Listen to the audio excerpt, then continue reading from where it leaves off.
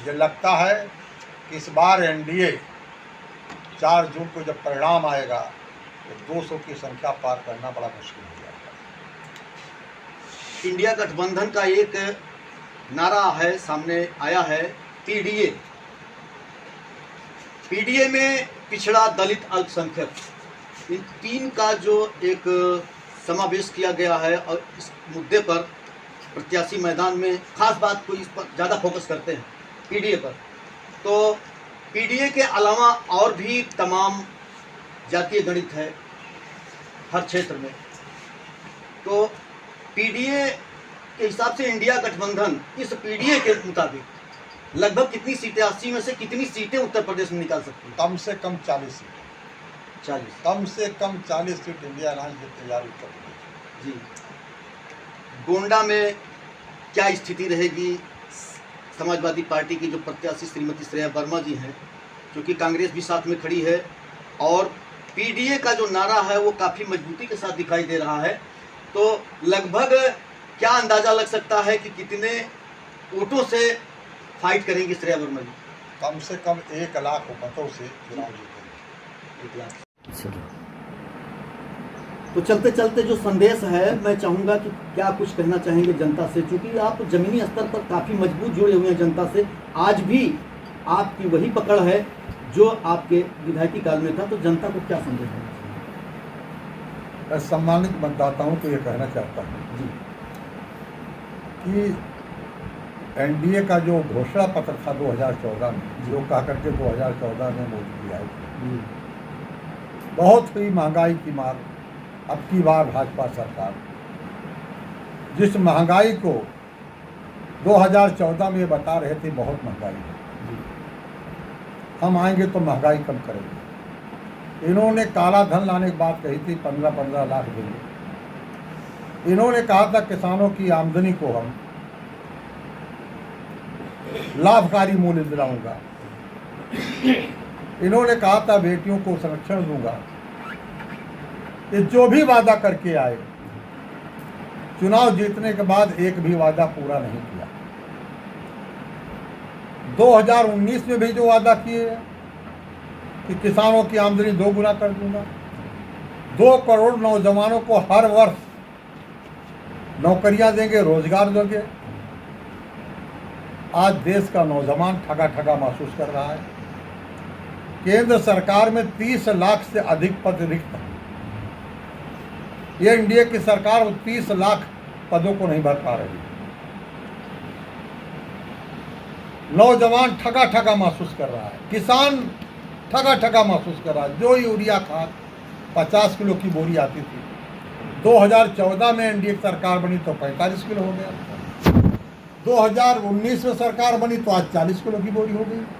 Potash का दाम 2 गुना हो गया, डाई खाद का दाम 2 गुना हो गया। जो दवाएं हैं, ये दवाएं सब महंगी हो गई। आज किसान परेशान है, डीजल महंगा है, ट्रैक्टर महंगा है, किसान बहुत ही परेशान है। ये सरकार किसान विरोधी है। लाखों लाखों किसान धरने बैठे। ये सरकार साल 11 महीने तक धरने बैठे, 700 किसान मर गए। सरकार एक कान पे जूं नहीं रही। ये सरकार किसान विरोधी है। लखीमपुर खीरी में जिस प्रकार से केंद्रीय मंत्री के बेटे ने किसानों के ऊपर दौड़ा करके जीप से रोक दिया, 5-5 किसान मर गए। ये सरकार किसान विरोधी है। किसानों को एमएसपी मूल्य नहीं दे पा रही है। आदरणीय राहुल जी ने, इंडिया गठबंधन ने कहा है हमारी सरकार बनी तो हम तुरंत 30 लाख पदों को भर्ती करने का प्रयास जारी हो जाएगा और 6 महीने में पूरा कर देंगे। हमारी महिलाएं हैं, हमारी बहनें हैं जो गरीब परिवार में आती हैं, चाहे जिस जाति धर्म के हों, चाहे अनुसूचित हों, चाहे पिछड़ा हो, चाहे अगड़ा हो, चाहे अल्पसंख्यक हो, प्रत्येक परिवारों में एक महिला को वर्ष में 1 लाख रुपया अनुदान देने का काम हमारी सरकार करेगी। हमारे नौजवान साथी जो बेरोजगार है, पढ़े लिखे, उनको बेरोजगारी भत्ता देने का काम हमारी सरकार करेगी। किसानों की आमदनी का उचित मूल्य मिले, एमएसपी मूल्य दिलाने का काम हमारी सरकार करेगी। कहना ये चाहता हूँ ये मोदी जी जब सब हार जाते हैं तो आ जाते हैं हिंदू मुसलमान पर, धर्म को घसीटना शुरू कर देते हैं चुनाव में। अभी मोदी जी कह रहे हैं कि कांग्रेस आई तो मंगलसूत्र तक उठा लेगी आपकी। कांग्रेस का एक लंबा इतिहास रहा है, 55 सालों के इतिहास में राहुल गांधी का परिवार ऐसा परिवार रहा है। पंडित नेहरू जी पहले प्रधानमंत्री बने तो 200 करोड़ रुपया देश को चलाने के लिए इन्होंने अपने पिता को विरासत में मिली थी, 200 करोड़ रुपए का दान किया था सरकार के खाते में, खजाने में।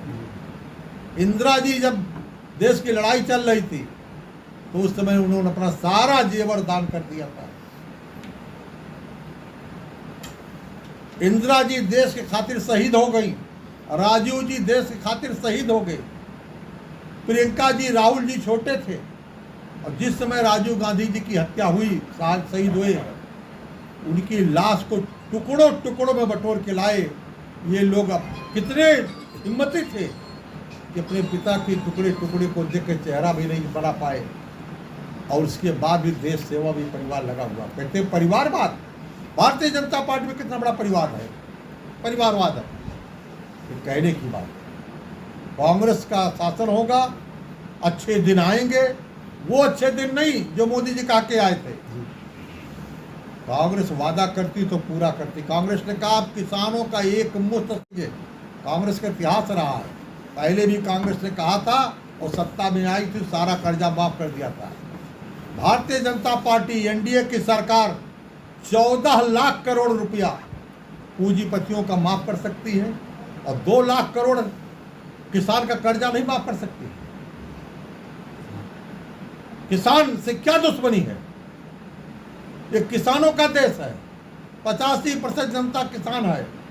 किसान का योगदान जीडीपी बढ़ाने में बहुत बड़ा है। कोरोना काल में भी जब जीडीपी गिरी थी तो किसान ही था जो जीडीपी को 4% बढ़ाने का काम किया था। इसलिए कहना चाहता हूं, कांग्रेस लाइए, कांग्रेस का साथ दीजिए और ये झूठी सरकार, जुमलेबाजों की सरकार कहें कुछ और करें कुछ, ऐसे झूठी सरकार को, ऐसे जुमलेबाजी सरकार को मुक्ति दिलाकर देश को एक अच्छी सरकार का गठन करें। भारतीय संविधान को बदलना चाहते हैं भाजपा के लोग, लोकतंत्र खतरे में है। बाबा साहब भीमराव अंबेडकर अगर संविधान न दिए होते तो आज हम आपको ये बाइट न दे पाते। सबको जीने का अधिकार दिया, सबको शिक्षा का अधिकार दिया, सबको अपने धर्म के अनुसार पूजा पद्धति का अधिकार दिया, सबको नौकरी करने का अधिकार दिया, सबको व्यापार करने का अधिकार दिया, सबको उचित अनुचित पर बोलने का अधिकार दिया। ऐसे बाबा साहब के संविधान की रक्षा के लिए कांग्रेस को लाना जरूरी है और लोकतंत्र को बचाना है तो कांग्रेस को लाना है। बहुत बहुत धन्यवाद विधायक जी, और लगातार अब हम आपके साथ बने रहेंगे क्योंकि चुनावी रणभेरी बच चुकी है और ऐसे में घमासान जैसे जैसे मतदान का दिन नज़दीक आता जाएगा घमासान और बढ़ता जाएगा। तो बने रहिए हमारे साथ पब्लिक न्यूज़ सुपर 30 पर और देखते रहिए चुनाव का ये महासंग्राम। पूरी तरह से कवरेज दर कवरेज हम आप तक पहुंचाते रहेंगे। नमस्कार। आप तो निकल जाइए लेकिन